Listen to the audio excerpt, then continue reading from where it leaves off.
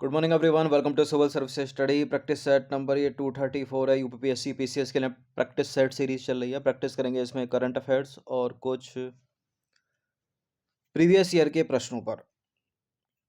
तो चलिए स्टार्ट करते हैं। पहला प्रश्न है, इस टेस्ट सीरीज की प्लेलिस्ट बना रखी है, वहां पर आप टेस्ट नंबर 1 से लेकर 234 तक पहुंच सकते हैं और डिस्क्रिप्शन बॉक्स में लिंक है। तो क्वेश्चन नंबर 1 है, कभी कभी समाचारों में देखा जाने वाला एक शब्द है एमपॉक्स। निम्नलिखित में से किससे संबंधित है ये? Raccoon pox, camel pox, horse pox, monkey pox. Mpox संबंधित है मंकी पॉक्स से, डी है इसका आंसर। तो विश्व स्वास्थ्य संगठन यानी WHO के अनुसार 1 जनवरी 2022 से 110 देशों में मंकी पॉक्स के कम से कम 85,765 मामलों की पुष्टि के साथ 1,382 संभावित मामले दर्ज किए गए। और इस रोग से सबसे अधिक प्रभावित देश है संयुक्त राज्य अमेरिका, ठीक है, जहां 29,948 मामलों की पुष्टि की गई।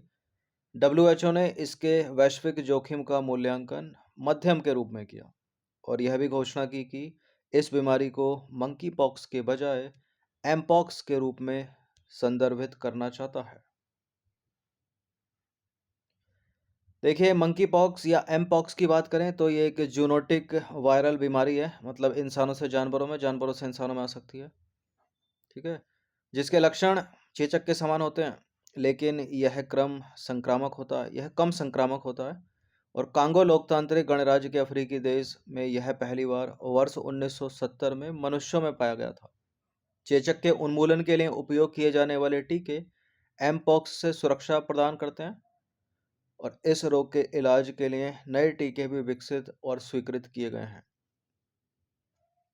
एमपॉक्स या मंकी पॉक्स एक जोनोटिक वायरल बीमारी है, ठीक है, जानवरों से इंसानों में। क्वेश्चन नंबर 2 पर आ जाइए। रक्त स्रावी बुखार निम्नलिखित में से किस वायरस के कारण होता है? Human papilloma virus, rota virus, Marburg virus, influenza virus. रक्त स्रावी बुखार होता है मारबर्ग वायरस से, ऑप्शन नंबर सी है इसका आंसर। तो मध्य अफ्रीका के भूमध्य रेखीय गिनी में मारबर्ग वायरस प्रकोप की पुष्टि की गई है। विश्व स्वास्थ्य संगठन के अनुसार मारबर्ग वायरस रोग अत्यधिक संक्रामक है और इसके कारण रक्त स्रावी बुखार होता है, ठीक है। यह तेज बुखार, गंभीर सिरदर्द और चिंताजनक अस्वस्थता के साथ आकस्मिक रूप से शुरू होता है और इस वायरस से संक्रमित होने वाले प्रत्येक 100 लोगों में से 88 के मरने की संभावना है। ये वायरस जो होता है वो फ्रूट बैट से होता है, यानी फ्रूट चमगादड़ से लोगों में फैलता है और संक्रमित लोगों के शारीरिक तरल पदार्थों से, सतहों से, सामग्रियों के सीधे संपर्क के माध्यम से एक मनुष्य से दूसरे मनुष्य में फैलता है, अन्य मनुष्यों में फैलता है। मारबर्ग की पहली बार पहचान वर्ष 1967 में जर्मनी, बेलग्रेड और सर्बिया में एक साथ बीमारी फैलने के बाद वहां प्रयोगशालाओं में दुर्लभ वायरस के रूप में की गई थी। देखिए, नंबर है, इस पर कॉल या व्हाट्सएप करके आप फुल टेस्ट सीरीज प्राप्त कर सकते हैं यूपीपीसीएस की। क्वेश्चन नंबर 3 आसान सा प्रश्न है। डब्ल्यूएमओ विश्व मौसम विज्ञान संगठन का मुख्यालय कहां पर स्थित है? स्विट्जरलैंड के जेनेवा में। विश्व मौसम विज्ञान संगठन WMO 192 देशों की सदस्यता वाला एक अंतर सरकारी संगठन है और भारत जो है विश्व मौसम विज्ञान संगठन का सदस्य है। इसकी उत्पत्ति अंतर्राष्ट्रीय मौसम विज्ञान संगठन से हुई, जिसे वर्ष 1873 के वियना अंतर्राष्ट्रीय मौसम विज्ञान कॉन्फ्रेंस के बाद स्थापित किया गया था, कांग्रेस के बाद स्थापित किया गया था। और WMO यानी विश्व मौसम विज्ञान संगठन का मुख्यालय कहाँ पर है? स्विट्जरलैंड के जेनेवा में।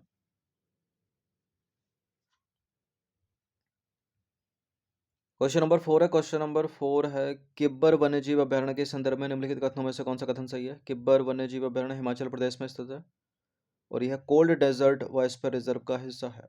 कोल्ड डेजर्ट जो लद्दाख से हिमाचल प्रदेश तक फैला है। किब्बर वन्यजीव अभयारण्य हिमाचल में, लद्दाख में, हिमाचल में ही है और कोल्ड डेजर्ट बायोस्फीयर रिजर्व का हिस्सा। करेक्ट है, दोनों के दोनों स्टेटमेंट सी है इसका आंसर।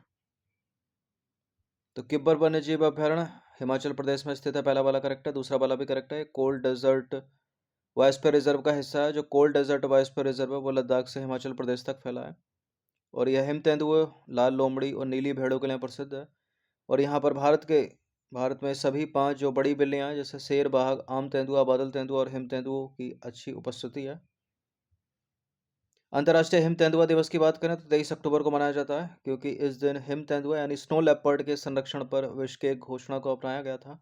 और लद्दाख में स्थित जो हेमिस नेशनल पार्क है उसको विश्व की हिम तेंदुआ राजधानी कहा जाता है, याद रखिएगा इसको। अब आ जाए क्वेश्चन नंबर 5 पर। हाल ही में निम्नलिखित में से कौन सा देश पशुओं को कानूनी अधिकार देने वाला विश्व का पहला देश बना?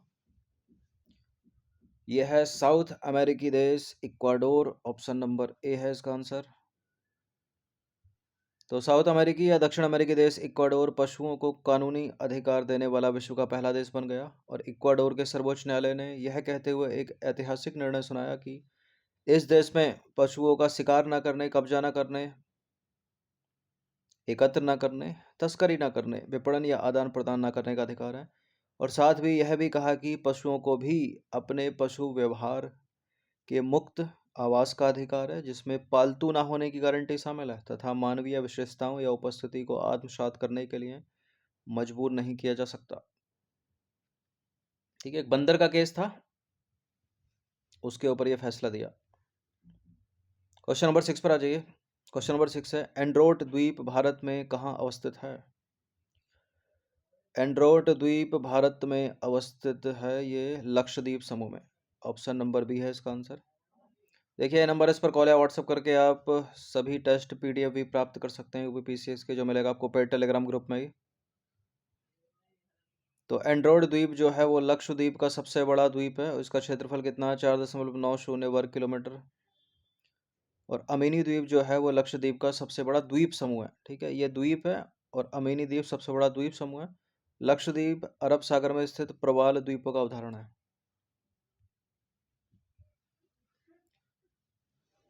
क्वेश्चन नंबर 7 पर आ जाइए। क्वेश्चन नंबर 7 है, राष्ट्रीय आपदा प्रतिक्रिया कोष के संदर्भ में निम्नलिखित कथनों पर विचार कीजिए। इसे आपदा प्रबंधन अधिनियम 2005 की धारा 46 में परिभाषित किया गया। और वर्ष 2005 में आपदा प्रबंधन अधिनियम के अधिनियमन के साथ राष्ट्रीय आपदा आकस्मिकता निधि का नाम बदलकर राष्ट्रीय आपदा प्रतिक्रिया कोष कर दिया गया, नेशनल डिजास्टर रेस्पॉन्स फंड। और तीसरा स्टेटमेंट है, इसे भारत सरकार के लोक लेखा यानी पब्लिक अकाउंट में शामिल किया गया है। पब्लिक अकाउंट में शामिल है या नहीं? राष्ट्रीय आपदा प्रतिक्रिया कोष शामिल है। दूसरा भी करेक्ट है, पहला भी करेक्ट है, तीनों के तीनों स्टेटमेंट सही हैं। तो 1 2 3 वाला ऑप्शन जहां पर होगा डी में है, तो डी सही है।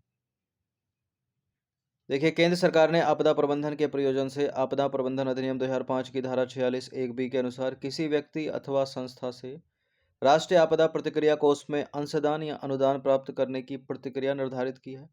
और इसे आपदा प्रबंधन अधिनियम 2005 की धारा 46 में परिभाषित किया गया है।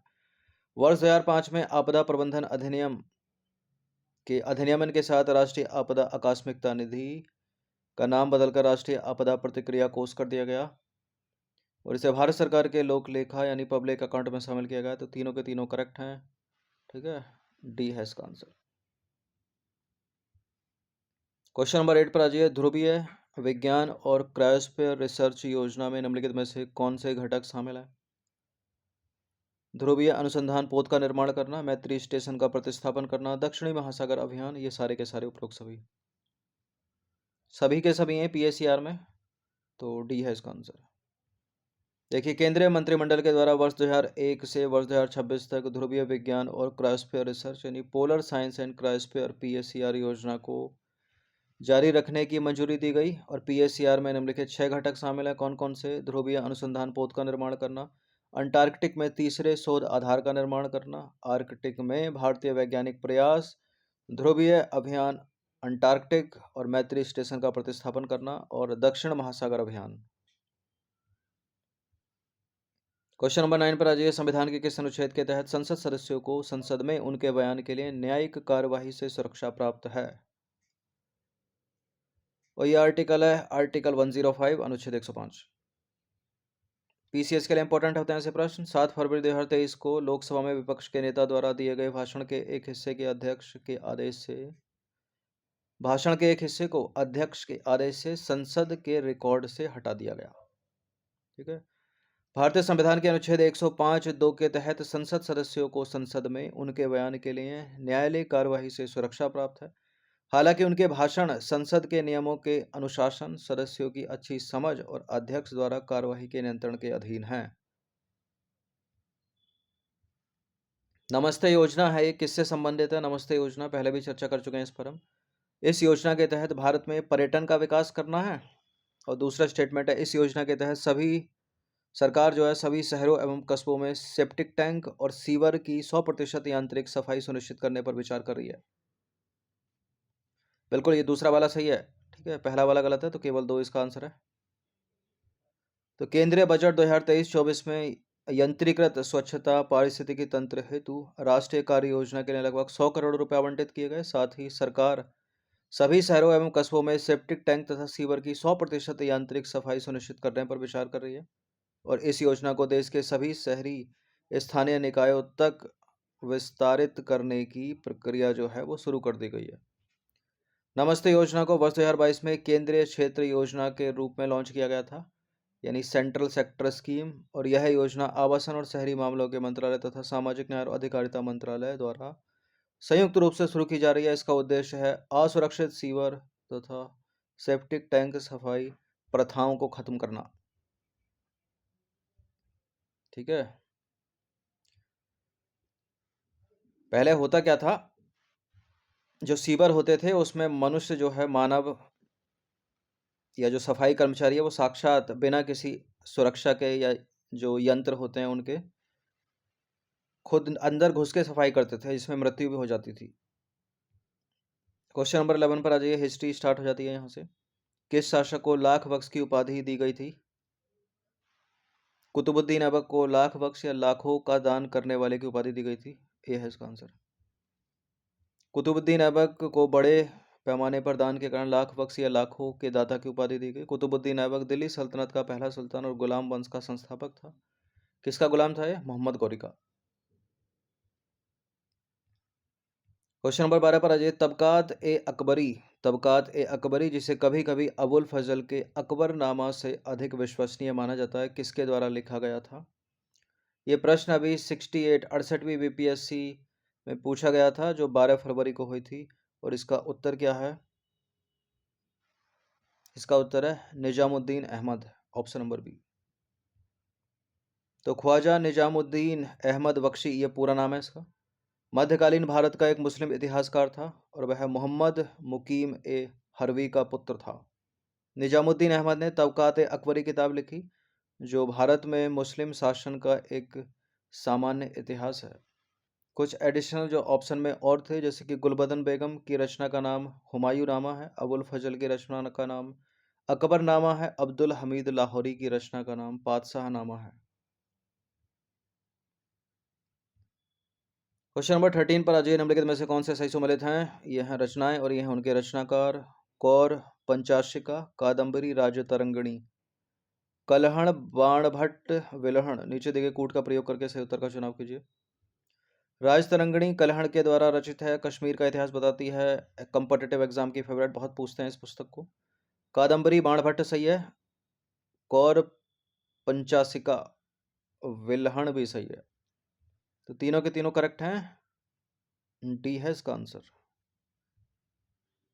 तो कौर पंचासिका विलहण की रचना है, कादम्बरी बाणभट्ट की रचना, राजतरंगिणी कलहण की रचना। क्वेश्चन नंबर 14 पर आ जाइए, निम्नलिखित में से कौन सा एक युग्म सुमेलित नहीं है? वंश भास्कर, कुबलयमाला, पृथ्वीराज विजय, हमीर, महाकाव्य, ये रचनाएं हैं और यह रचनाकार। वंश भास्कर सूर्यमल मीशण की रचना है, सही है। कुबलयमाला उद्धोतन सूरी, सही है। हमीर महाकाव्य नयन चंद्र सूरी, ये भी सही है। पृथ्वीराज विजय चंद्र बरदाई की रचना नहीं है, पृथ्वीराज रासो चंद्र बरदाई की रचना है। ठीक है, ये जैनक की है। इनकरेक्ट यहाँ ढूंढना, तो यही इनकरेक्ट है और यही अपना आंसर है। देखिए, पृथ्वीराज विजय को जैनक ने लिखा था। ठीक है, और यह चाहमान राजवंश के बारे में है और संस्कृत में लिखा गया है पृथ्वीराज विजय। बाकी चंद्र बरदाई की बात करें तो पृथ्वीराज चौहान के दरबारी कवि थे, पृथ्वीराज रासो, इन्होंने लिखी है। ठीक है, पृथ्वीराज चौहान के बारे में है वो। और ये जो कविता है वो ब्रज भाषा में लिखी गई है और इसका मूल संस्करण जो है वो 13वीं शताब्दी का है। और इसमें जो है पृथ्वीराज रासो में कन्नौज के राजा जयचंद की पुत्री के प्रेम और अपहरण का वर्णन है। ठीक है, जो किया है पृथ्वीराज चौहान ने। ठीक है, संयोगिता। क्वेश्चन नंबर 15 पर आ जाइए। दिल्ली सल्तनत के दौरान मुकद्दम और चौधरी का पद का इस्तेमाल किसके लिए किया जाता था?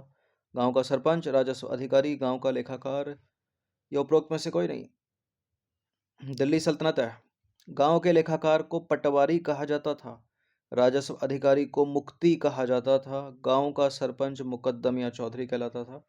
ये प्रश्न भी अभी 68वीं बीपीएससी में पूछा गया था, जो 12 फरवरी को हुई थी। तो दिल्ली सल्तनत के दौरान प्रांतीय सरकार की बात करें तो मुक्ति या बालिस प्रांतों के राज्यपाल यानी सूबेदारों को दिया गया नाम था, जो कानून व्यवस्था और राजस्व व्यवस्था और भू राजस्व एकत्र करने के लिए जिम्मेदार थे। ठीक है, और प्रांतों को आगे शिकों में विभाजित किया गया था, जो कि शिकदार के नियंत्रण में था, और शिकों को आगे परगना में विभाजित किया गया था, जिसमें कई गांव शामिल थे और जिसका नेतृत्व आमिल करता था। गांव प्रशासन की मूल इकाई बना रहा। इसके मुखिया को चौधरी या मुकद्दम कहा जाता था। ठीक है, और पटवारी गांव का जो है वो लेखाकार था। तो लेखाकार पटवारी है। ठीक है, इसलिए। और मुक्ति हो गया राज्यपाल या सूबेदार या भू राजस्व एकत्र करने वाला या कानून और व्यवस्था बनाए रखने वाला। और गांव का सरपंच हो गया मुकद्दम या चौधरी। तो 15 प्रश्न थे, इनकी प्रैक्टिस कर लीजिएगा 1 से 2 बार। प्लेलिस्ट इसकी बना रखी है, डिस्क्रिप्शन बॉक्स में लिंक है उसका, वहाँ पर आप टेस्ट नंबर 1 से लेकर जो भी नया टेस्ट आएगा वहाँ तक पहुँच सकते हैं। हर दिन प्रैक्टिस करते रहिएगा। धन्यवाद।